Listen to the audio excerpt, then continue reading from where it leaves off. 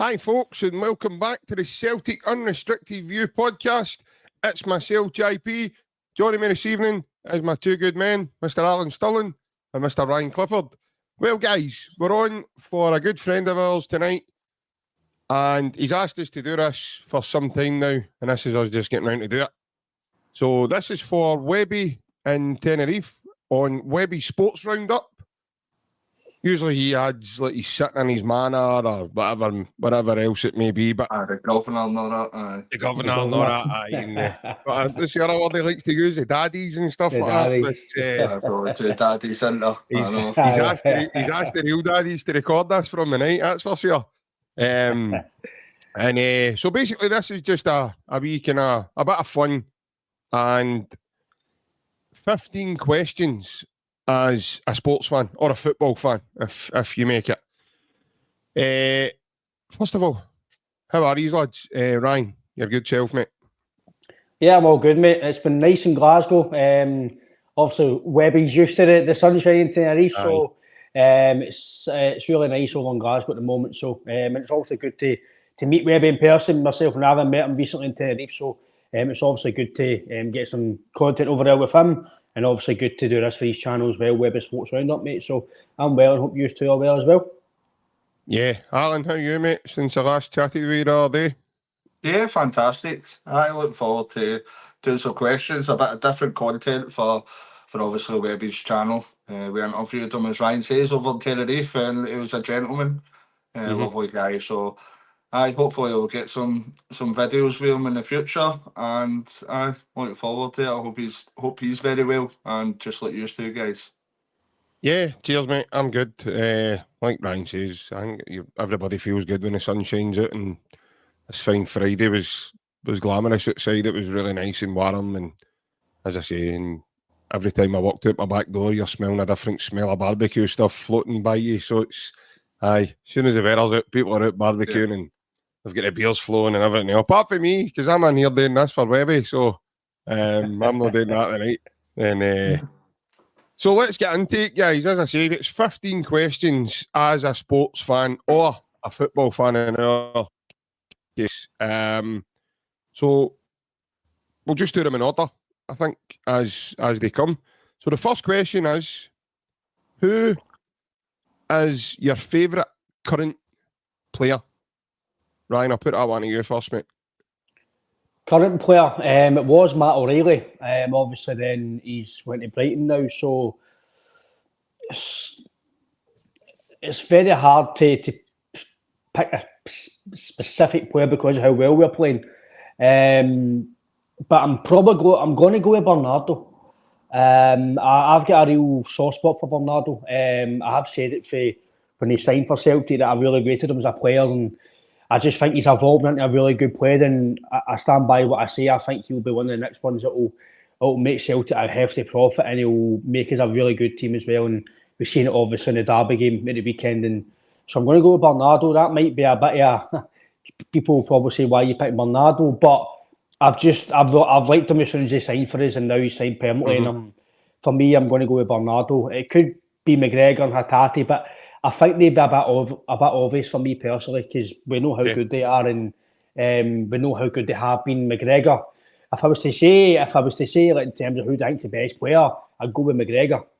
But in terms of who they are like and what I like about him, I'm going to go Bernardo just as it stands, because I think at the moment he's going to be a very good player for Celtic.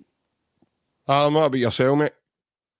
Yeah, I think everybody that watches his channel will definitely know who my favourite player is. Liam Scales. Liam Scales.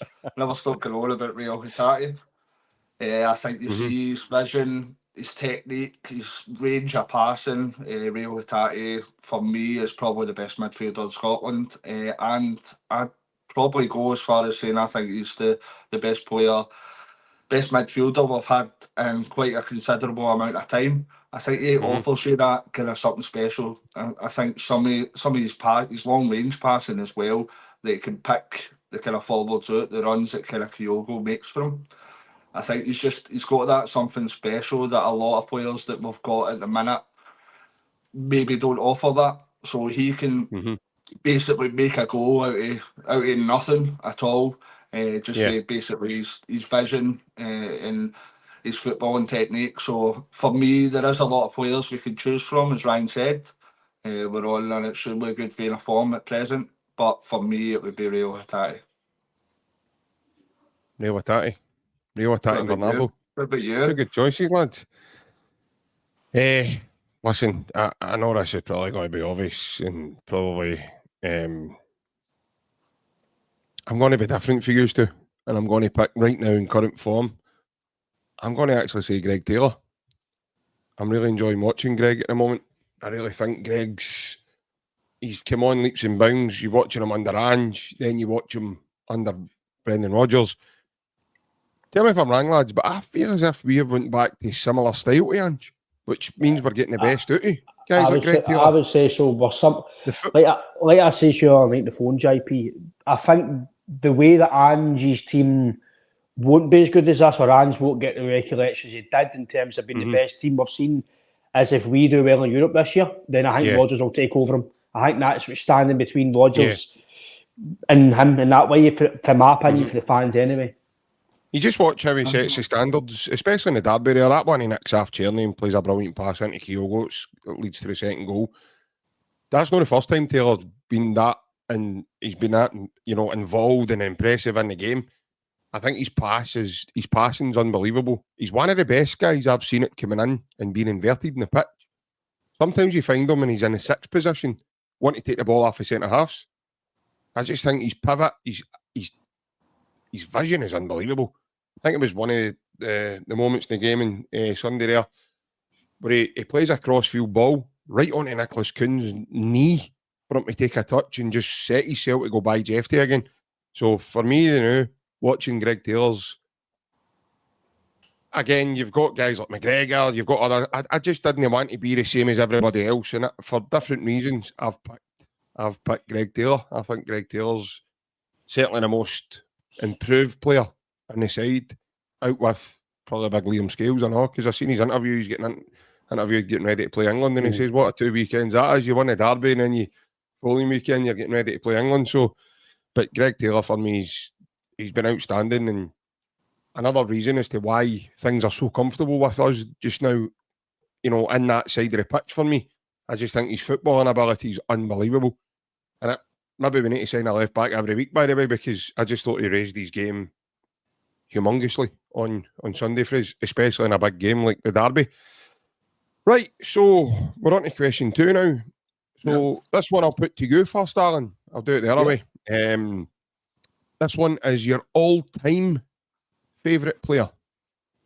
I don't generally know if this needs to be Celtic either, lads. I don't know if it can be at any point in football. I think to be explained is when we spoke about this, I think it is for your team.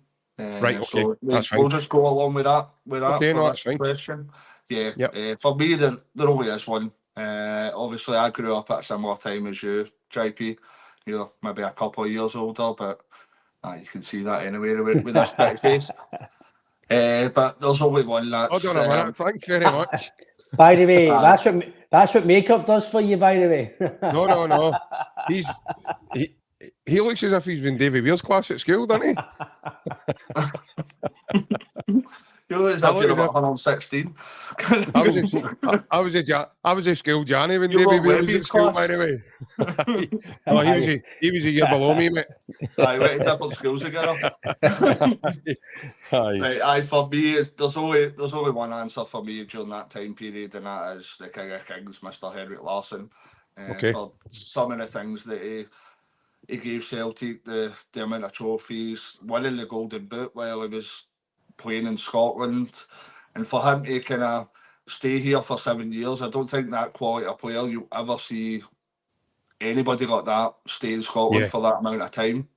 So he was very loyal towards the club, and as I say, Golden Boot. And when he left Celtic, he went on to play for clubs like Barcelona and Man United at 33-year-old, I think he was, when he went to those clubs. I think roughly. So I think there is a lot of great players that we've seen in my time, but for me, there's only one that's the the greatest player that I've ever seen at Celtic Park, and that's Henrik Larsson. Right, okay. Great choice, I know, by the way. Absolutely tremendous choice. Ryan, what about yourself, mate? The greatest player of all time? I think it's got to be Larsson, JP, for me as well.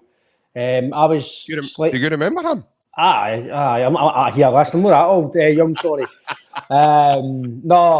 I can briefly... That's when I started. That Martin O'Neill era was roughly when I started kind of known football, if that makes sense. Getting to the age where you cannot understand it. And Martin O'Neill's team that's the team I remember growing up. That was the team that took me into kind of football. So for me, listen, it's got to be Henrik Larsson. I don't think any Celtic fan who's watching this on Webby's channel, I don't think I need to explain how good Larsson was. You just need to look him up and just look at YouTube and just look at his accolades and the goals and the way people speak about him. He was generally a world-class footballer playing with Celtic. World-class finisher, had everything to his game. He could head the ball, he could strike the ball, he could tackle, he worked hard. He was just an all-round world-class striker, and you don't get them much these days, because these days you might get like a Haaland who's a finisher, but then you might get somebody else who can hold the ball up, and very rarely do you got all-round strikers now, and Larsson for me was that, so I think no doubt it's Henrik Larsson. Yeah, another, like I say, obviously, the thing is with Celtic, we're spoilt, aren't we? Because we've had that many great players through the years, but there is only one guy for me, growing up, the guy that got me into proper football. As soon as I seen him the first time, I wanted to see him again and again and again, and my dad started taking me to games. Paul McStay. Unbelievable, man. The maestro. He was frightening. And people go like that to me, JP, why do you not pick Larsson and stuff? I just think he's too obvious, because he was world class. But Paul McStay, he was everything that represents Celtic, and he was one of us as well. He was a massive Celtic fan, which is why he remained a Celtic player. He had his chances. He could have went to Juventus and he could have went to some other clubs along the way. But he chose to stay loyal, and unfortunately, Paul had to chuck football early. And I remember a game.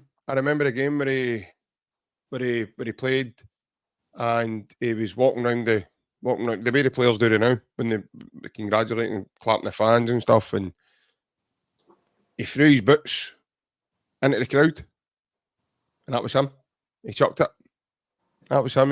That was him finished. That was him. Everybody thought he was away to Juventus. Everybody thought he was leaving and he was going elsewhere. No, that was him. He chucked it, and that was a huge, humongous lot. I remember the feeling that left with a lot of Celtic fans then, and Paul McStay was really unlucky as well. For me, Paul deserved more success because of who he was and what he gave Celtic. It was just unfortunate at the time. We just didn't have that team to get us over a lot of the lines. But I know he won the Scottish Cup against Airdrie and stuff, but Paul deserved to win more, in my opinion. The football we played, you think back to Paul McStay, remember him and Peter Grant together. Great team. I think I've got a photo. I'll send you boys it when I'm finished here. I've got a photo when John Collins was at Hibs and Paul McStay was at Celtic. And Paul McStay's got a kind of mullet style haircut, and he absolutely schooled John Collins. And I think John Collins is on record at saying he's the hardest player he's ever played against, just for the way he shields the ball and everything. So for me, the guy was phenomenal, absolutely phenomenal. And as I say, there's no beating that player. Obviously, the third question we're on to now, lads. I'm enjoying this. I don't know about you. I'm quite enjoying this. Just bringing back memories and all the kind of memories that are floating about in my head here. Just thought about this is brilliant. This one is the best signing your club ever made. I'll put that one again to you, Ryan. For me, in terms of impact signing, you can say Larsson, you can say Commons, for the value you got and for Larsson, you could probably say Larsson in terms of the money and kind of what he done for the club overall and how good he was. But I'll stick by what I've always said is the best impact signing I've seen was Scott Sinclair. The quality he showed, the power, the pace, just it was an English Premier League quality that he came to Scotland, and the difference in quality that he brought to Celtic was phenomenal, and he well paid back his money. So for me, Scott Sinclair's the biggest impact and the best impact signing I've seen. Maybe not the best signing overall, but in terms of who came in right away and made an impact, for me, it's Scott Sinclair. And I think we'll find it hard to beat that because he came in right away, scored his debut at Tynecastle, and he never looked back, mate. So for me, Scott Sinclair. Alan? I'm going to go further back a bit. I think Lubomir Moravcik for me, 300,000, the value that we got, and the fans when he was coming in, the press as well are saying, who is this guy at 33-year-old again, coming in out of nowhere, Slovakian guy that played in kind of lower sides in the French league, etc. But one of his first games against were rivals across the city, Rangers, scored a couple of goals and looked around the stadium as if he didn't know, as if he'd landed on Mars. No, he didn't know what he'd done that day. He'd actually done. But some of that guy's technique and his skill, his footballing ability was absolutely second to none. I would put him definitely up there, one of the best Celtic players I've seen in my lifetime.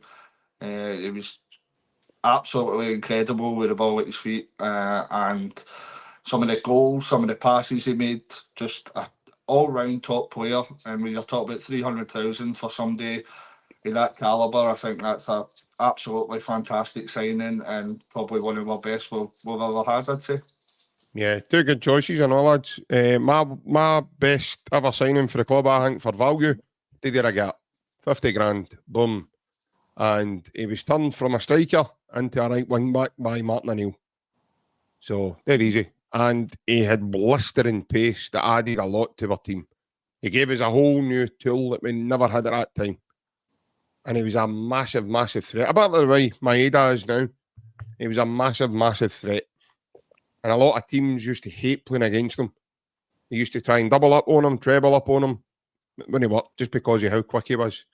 I always remember the vivid memory I've got at Ibrox where he gave Arthur Newman a starty and he just coasted by him and ran right by him and get a cross in. I think John Hartson actually scored off it, but no, he did a gap for me.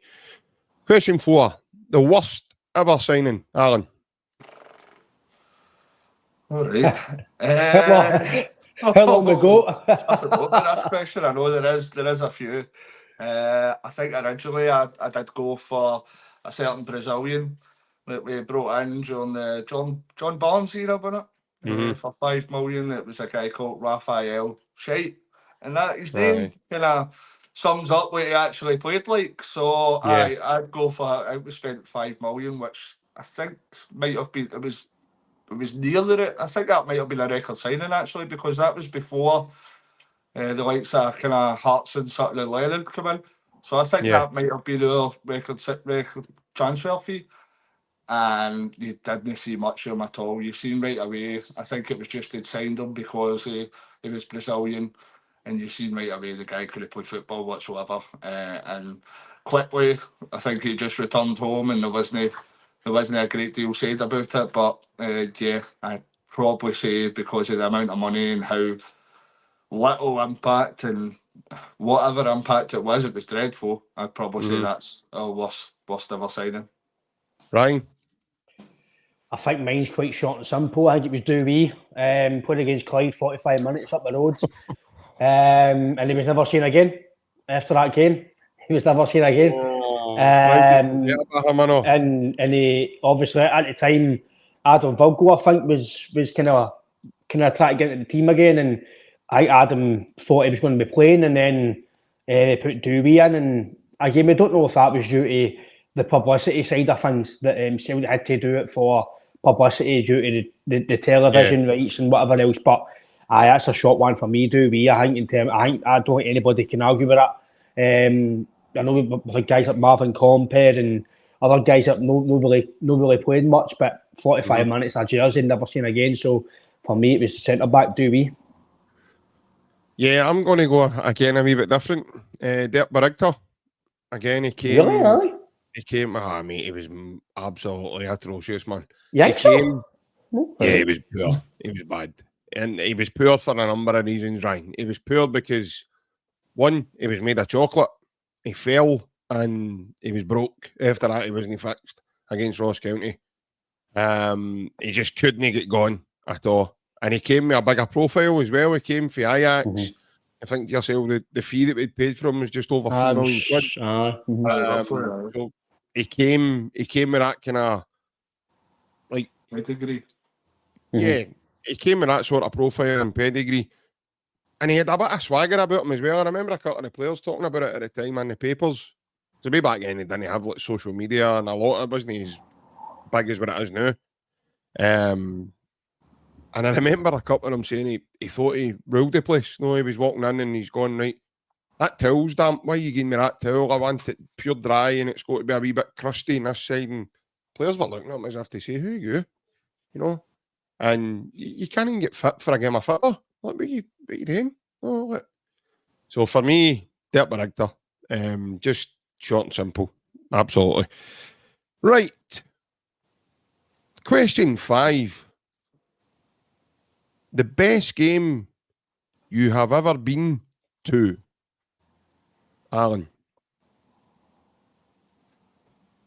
I'm trying to think of something different because there's probably a couple that you'd say as well. But I could have said like the 6-2 game against Rangers, but I'm going to go with the win against Man United. Nakamura. The Nakamura free kick, the one at Celtic Park, obviously. I think we went down 3-2 with Nakamura scoring a free kick at Old Trafford. That was a bit closer, but probably the best free kick I've ever seen in my life. Edwin van der Sar in goal, top quality goalkeeper, and Yeah. you could have walked up to the goal and actually placed it. Like, you could have placed it any more in the top know. corner. It was basically, I think it was approaching maybe 30 yards out, the free kick. Absolutely unbelievable. That result made us, we qualified that night for the last 16. And just to make it a bit more entertaining, we had an Artur Boruc save from a Lewis Saha penalty involved in that game as well. So that's probably, there's been a lot of entertaining and brilliant games at my time at Celtic Park, but I could have went with kind of Scott McDonald against AC Milan, Massimo Donati against Shakhtar Donetsk, but for me, that Man United game, it basically had everything, and that was my best game probably at Celtic Park. Ryan?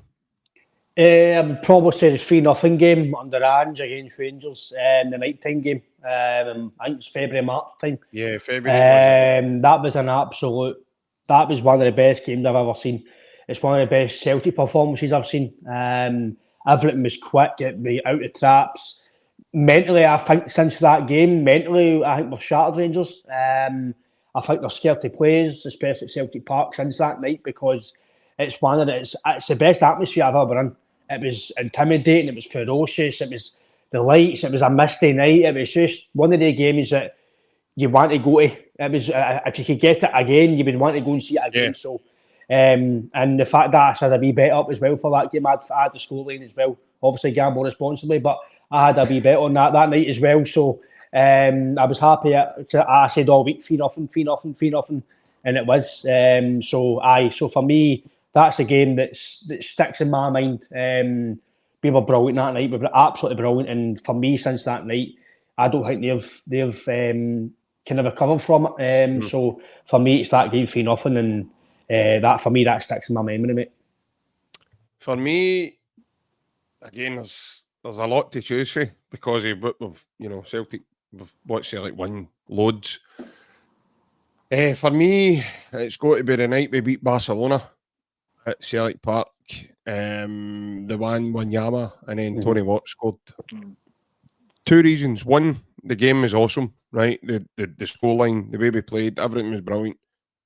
The fact that we had Effie Ambrose and Adam Matthews playing at left back in the same sort of formation, and we had Big Miku up front as well, and we still beat them 2-1, was phenomenal.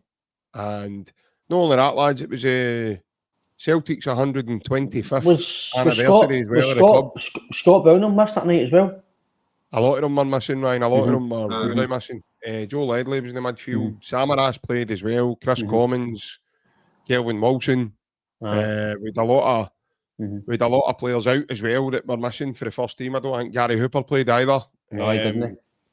I think quite a few of them were missing that night. But yeah, that was special. And being in the main stand that night, kind of beside the Barcelona fans, they didn't know what to do, man. They were kind of like, what is this? The noise of the place, the way when Celtic scored, just what happened.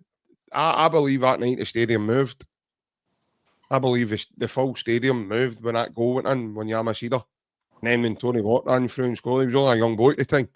And he ran through and he scored that winner. I remember looking along the trackside and you see Neil Lennon just bouncing about all over the place. It was just a phenomenal feeling. Plus, it was Celtic's, as I said, 125th year anniversary as well with the club. And there was a big tifo up as that as well.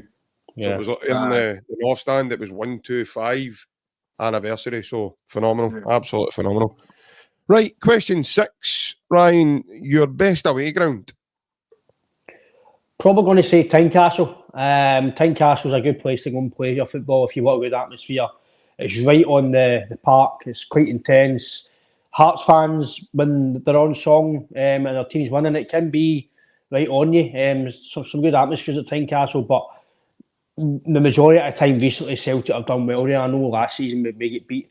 And I think under Brendan to stop the run, I think it was 69 games or 70 games or something like that. When about that type of, obviously when they hammered us, we were terrible that day. But I would say Hearts in terms of atmosphere and how intense it is, and kind of just going there as a player and a fan. I think it's an atmosphere in a stadium that you enjoy going to. So for me, I would say Tynecastle. Okay, Alan. I know it's no fun, but I would really like to say we're rivals. Obviously, that's a stadium that we all enjoy winning on. But I would be between that or Tynecastle. Tynecastle, you know yourself, boys, as the players are right next to the stands and the fans are right on top of everything when the game's going on. So it is quite a different stadium with how close up the fans are to the players. So I'd probably slightly tend to agree that with Ryan that I'd go with Tynecastle for the favourite. It's obviously special to win the home of our rivals as well. So I'd be between the two, to be fair. Yeah, I'm going to say Anfield. Unbelievable. The road to Seville, we beat them down there, John Hartson. I remember being behind the goal when that goal went in. Frightening, man. What a feeling that was, I know. And again, it was just good because obviously the Scottish English thing as well, and the kind of Battle of Britain, they were trying to label it as well. And I think Gerard Houllier had a couple of unsavoury comments to make before that game that night. Stephen Gerrard was young as well. I think he got schooled that night. We were in midfield 3, Lambert, Petrov and Lennon.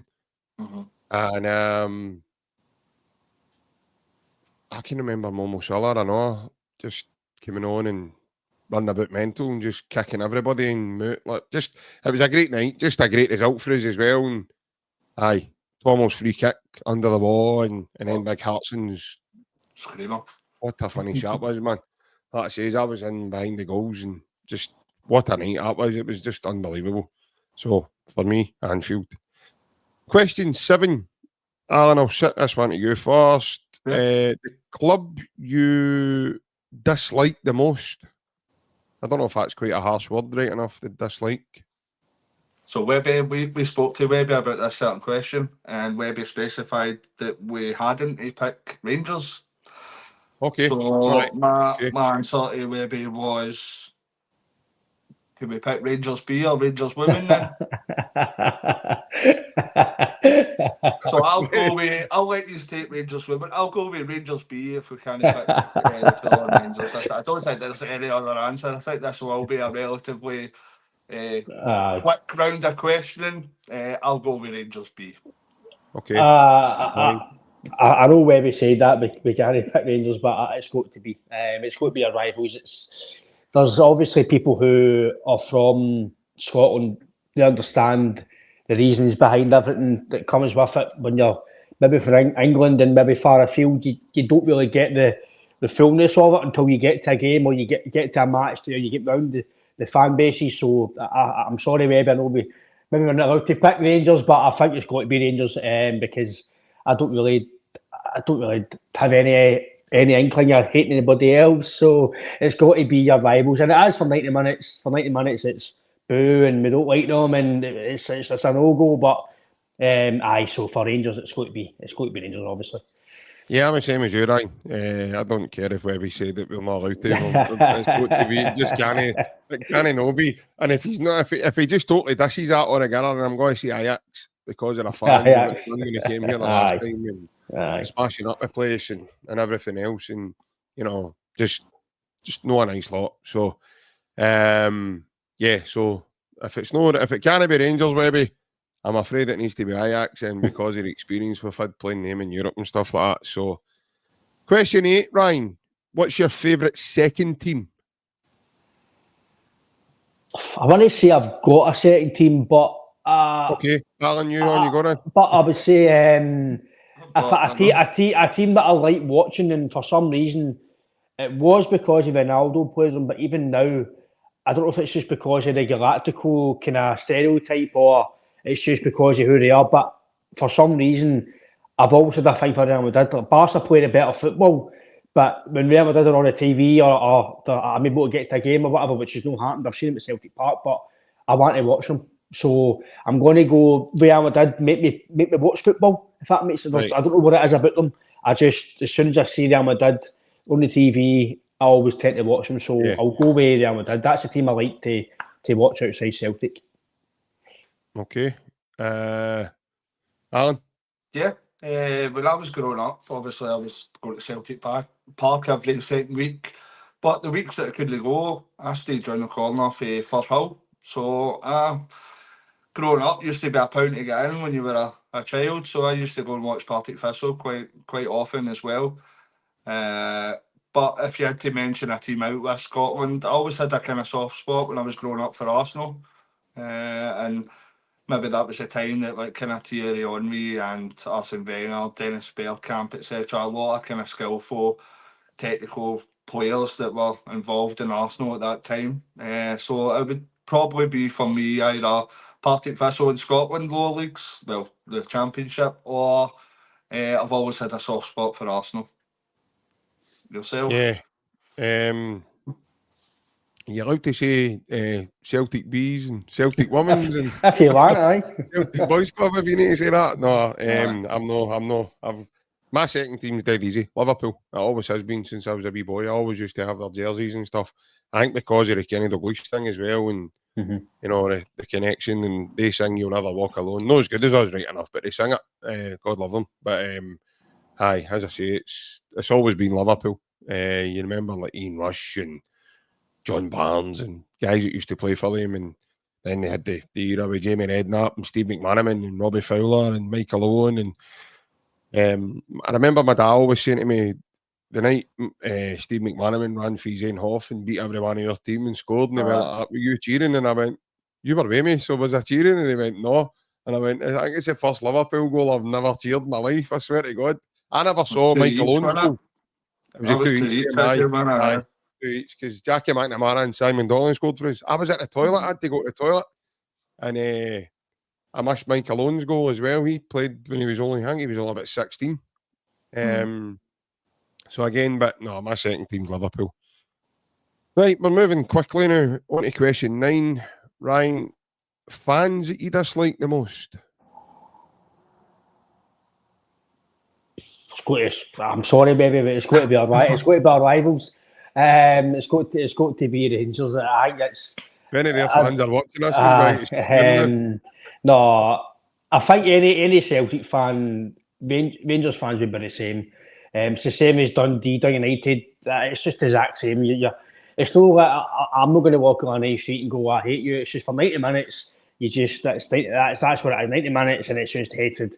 that's what it is. That's the way it is in football with rivalry. I've got Rangers friends. After the game, you're buying my pint and stuff. That's just the way it goes. But yeah, I think there's only one answer for that. It's going to be your rivals. But again, I don't really hate anybody. But due to the question, it's going to be I have a dislike obviously for the rivals because we've got to beat them to win the league. So and obviously everything that goes with that. So it's going to be my rivals Rangers. And Ryan, see, obviously you've got Rangers fan friends. See if they get a pint off you and they drop the tumbler and it smashes, but they get another pint, is it the same pint? Probably no. So that's how it works, boys and girls. That's how it works. It's not. It's a myth. Don't believe in the truth. Alan, yourself? Rangers. Wow. Move on. Aye, that's JP, yourself? Rangers. Aye. There's nothing else to discuss. No, there's nothing else. What player would you like to sign, Alan? Question 10. Obviously, this question's aimed at an unlimited budget and players that would easily come to us. So for me, the most special player and the player that I like to watch at present in the last number of years has been Kevin De Bruyne. I think Kevin De Bruyne is probably, people talk about kind of Paul Scholes, Steven Did they get a game though? Lampard. Obviously, Rio Hatati's there now, so that's how I'm asking. Aye, I know. But for me, see, in that discussion, I'd put Kevin De Bruyne above the kind of players as well. I think his vision's absolutely incredible and it's a joy to watch. So if we had an unlimited budget and any player to pick to come to Glasgow Celtic, for me it would be Kevin De Bruyne. Ryan? It's a hard one. Obviously, for me, the best I've ever seen is Ronaldo. Obviously, I wasn't Cristiano. Obviously, R9, I was a wee bit young. I can remember him, but I can't fully remember seeing him play. But Cristiano Ronaldo, for me, I watched Real Madrid because of him. I watched Man U because of him. Juventus and stuff. I watched their games because of him, because it's just what that guy can do with football. I know Messi's, people have that argument, but I don't think you can compare them, just enjoy them. I just think it's just your preference. But if I was going to say somebody, I think I said it over in Tenerife to Webby, a guy that I've always thought was a tremendous player. He's now retired, was Tony Cruz. I've seen him at Celtic Park and wow, just unbelievable. I could say guys like Verratti and Rabiot, but Tony Cruz is just on our level. He was frightening that night. I mean Modric that night. But for me, Tony Cruz, he could score, he could defend, he could control the ball, control the midfield, and I think he would add something to Celtic in midfield. Obviously, you've got the guys we've got, but for me, Tony Cruz was a sensational footballer, and unfortunately, he's retired now. Maybe he's just thought he's got to do it now for his body, or maybe not enjoying it. But for me, Tony Cruz, even in the Euros there, he was phenomenal. So for me, it's Tony Cruz. Tony Cruz. All right. I've actually never gave this a lot of thought, to be fair. Would be his brother, Tom Cruise. And his sister, Penelope. Aye. What player would you like to sign? We've already signed for somebody else by the time you've took. I know. Well, retired just the same as Tony Cruz. No. I'm probably just going to say this because how good he is and how influential he is. Kylian Mbappe. I just think he'd add humongous levels of quality. He'd have a fight in his ones right enough because Kyogo's there. So I don't know what we would do with him. Maeda's at the other side of him as well. So I think, but just Kylian Mbappe's just an unbelievable force, and I think he would fit into most teams and anywhere at all in the world, boys. So for me, Kylian Mbappe. What manager would you like to have, Alan? I'll start with you. I'm quite happy with the manager we've got. Yeah. I said that over in Tenerife. I think both me and Ryan said that. You're obviously looking at the likes of kind of Pep Guardiola or Jurgen Klopp that have been the kind of best managers over the years, Carlo Ancelotti, but I think Brendan's a top elite manager, and I'm massively happy that we've got him at the helm of our football club. So I'm going to go with Brendan Rodgers. Okay, Ryan.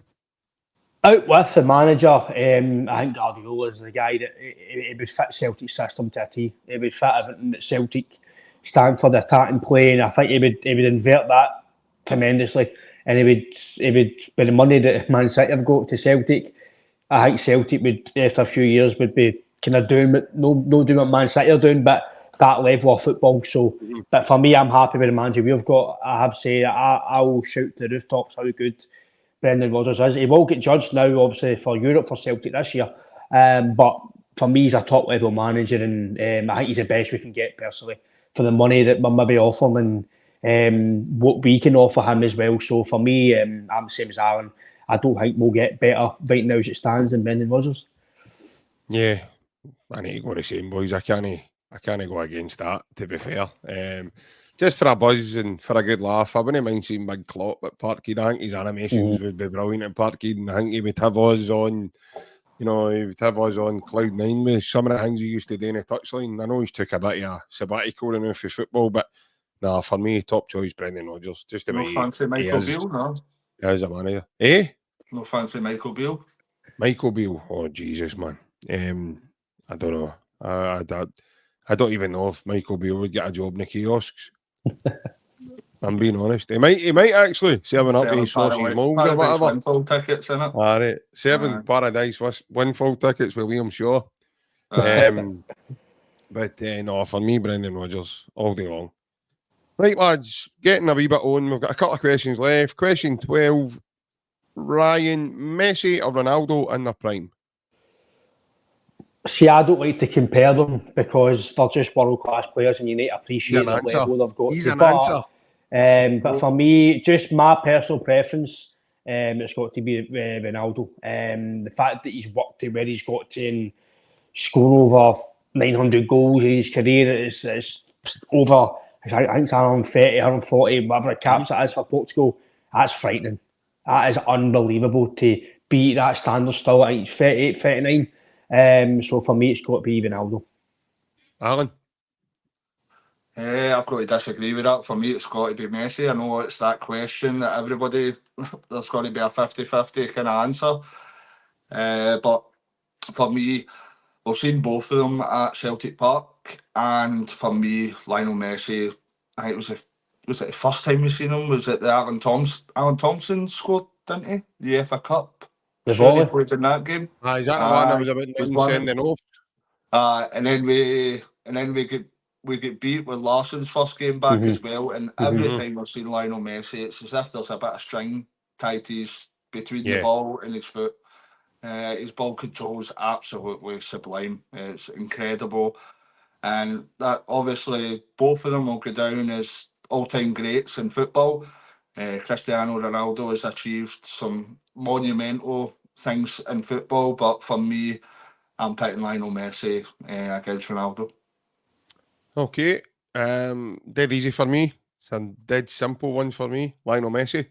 The simple fact is he's won a World Cup. Ronaldo's never won it.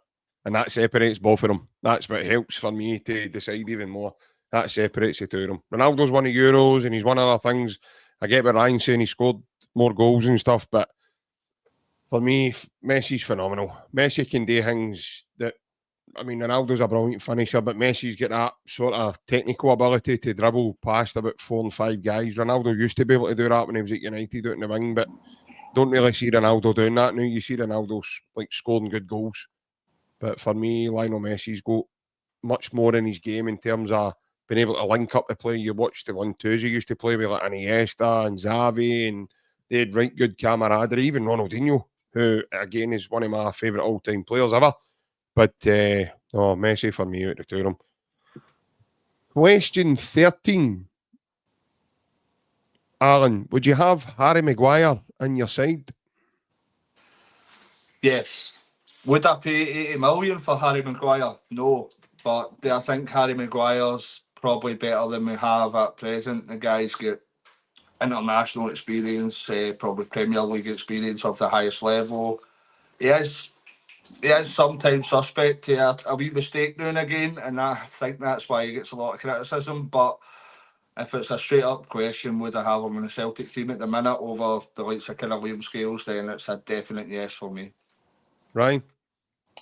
I think you'd be silly to say no personally, because he's playing at a far better level than we're playing it in terms of league. You'd like to think Harry Maguire would easily, again, no disrespect to your league, I think Harry Maguire would stroll Celtic the league. I know I've been kind of critical in the past at some of the big games. He's made some really, really bad mistakes, but if he's moving down to Scotland, then I think he would easily play with Celtic. JP.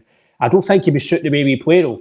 That's the thing. I don't think he's a football centre back. I think he's just a bit of no nonsense, just tackles and headers and kind of that physical side of the game. But I wouldn't class him as a ball playing centre back. Maybe Man U fans can maybe tell me different. But obviously like Aaron, the money, no.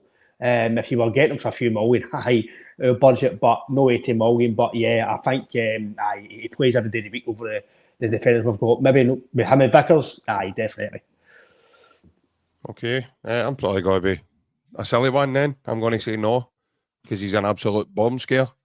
The reason is, Ryan, as well, he doesn't suit the way we play. No, I get that.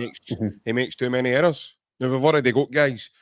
I know people are saying he's playing at a good level, JP. Rob Douglas played in the UEFA Cup final. That doesn't mean anything. That doesn't mean anything. So to me, no. To me, I'm really glad we've got CCV, because at least he's get better and better and better for me. And but no, I'm not having Harry Maguire at all. I just can't, because I've been against the guy. I've slagged him off too many times, and not for me. Not for me. And especially the money he went for and all. Leicester must have been rubbing their hands together when Brendan was there and sanctioned that deal and went, oh yes, your beauty, here we go. But not for me. And everybody's different, I suppose. I think that's it as well. But no, not for me. Right, Ryan. Question 14. Second favourite sport?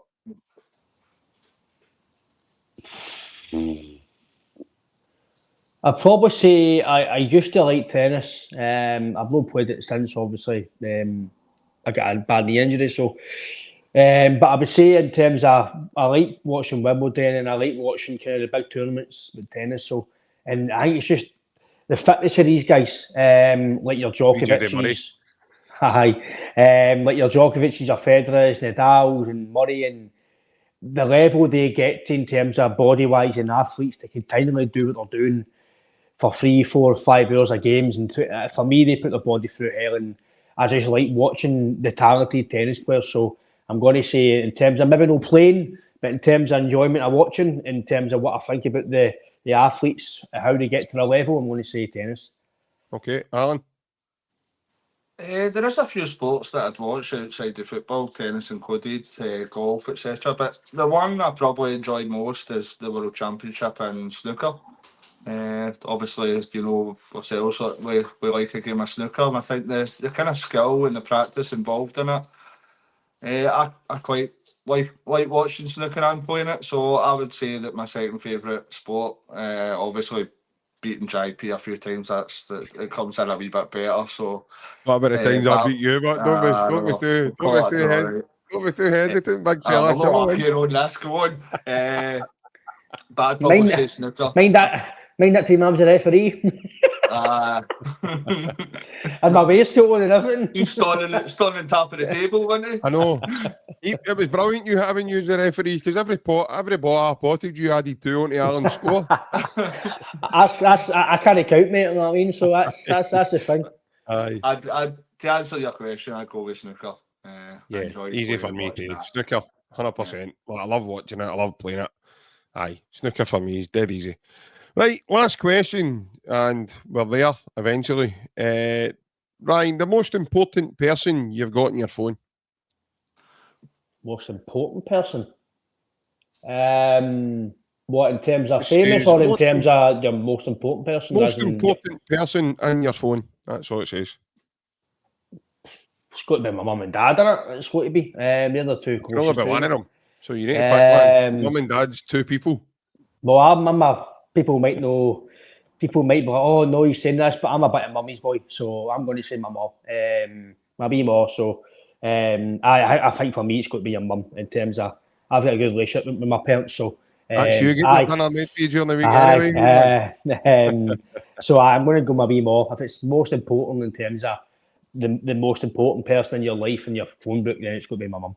He's saying that. Right, Alan, I know this is going to put you in a spot here, but most important person in your phone. He's saying that so he doesn't need to eat cold beans all weekend.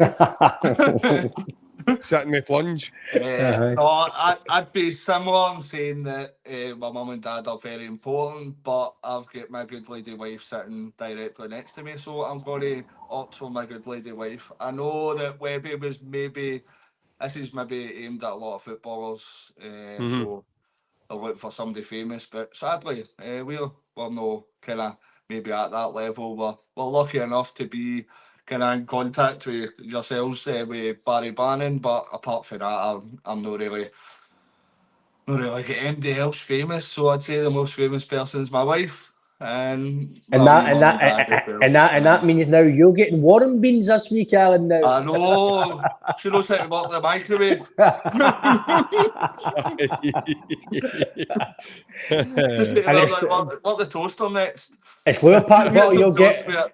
It's flour pack bottle you'll get. No pack. I know. I'll know about need that. her to get I'll me know some about ice that and all, love pack because when I you go can to. feel myself getting a hook. Well, that's what I was going to say. I'll know about that style of love pack when you go to put it on your bread. Bits of your surface, your worktop start to appear through the boat, mate.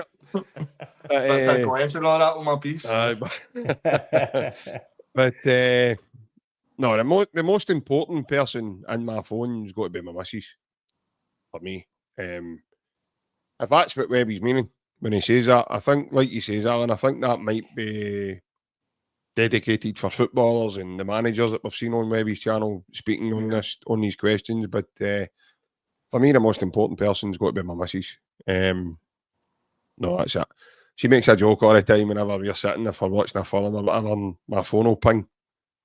And she'll go, "Who's texting you?" And I'll go, "How do I know that when I'm sitting here with you?"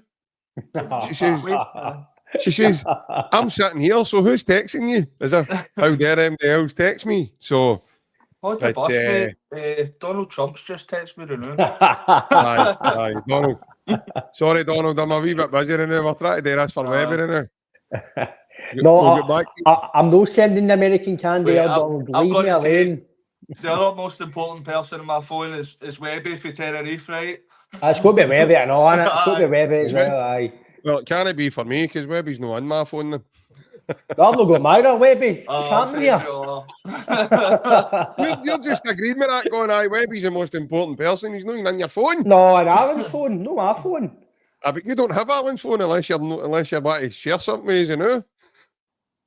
I'm locked up the basement and now he's got my phone. He's got that. He's locked up where Liam Scales normally goes, isn't he? I know. Gonna tell, how's your light on where you are? Because Liam's told me before the light is always dark when he's in there. My hands are so we're rubbing the friction for a wee fire. I keep it warm. Well done, lads. That's 15 questions that Webby gave us. Webby, I hope this is good enough for you, pal. And all the best for the channel, folks. If anybody's interested, and our sports roundup, I saw different types of sport. They're normally live on a Saturday morning as well. They're quite good. The lads are. Webby's got a bit of humour about him as well. He's a good guy, as the lad says. I've not met him directly in person, but the two lads with me tonight, they've met him in person, and Webby's been on our channel as well, on the Celtic Unrestricted View. So if anybody wants to tune in, it's Webby's Sports Roundup. It's free to subscribe, so if anybody wants to do that, you can go and subscribe and do the man the honour of giving them a watch. At the time of recording, I don't know when this will be out, but we'll hopefully get it amongst our supporters as well and let everybody see it. As I said, it's a wee bit of fun for us as well, lads. And no, I've enjoyed it. It's been good. It's been a good laugh and good reminiscing, obviously, and the good times and all. Right. Oh, That's been good. It's been fantastic. So Aye, just shout out to Webby, and I'm sure we'll see him again at some point when we're doing our travels over on the island of Tenerife. So Yeah. we'll probably catch up with him at some point again and And you send him can't our miss best him, by the way, wishes. because he's the only guy in Tenerife that wears a tartan bonnet and it's a different colour every day. But above all else, everybody take care. Have a Take lovely care. Take weekend. care. We'll see you all later. Bye-bye. See you later. Right.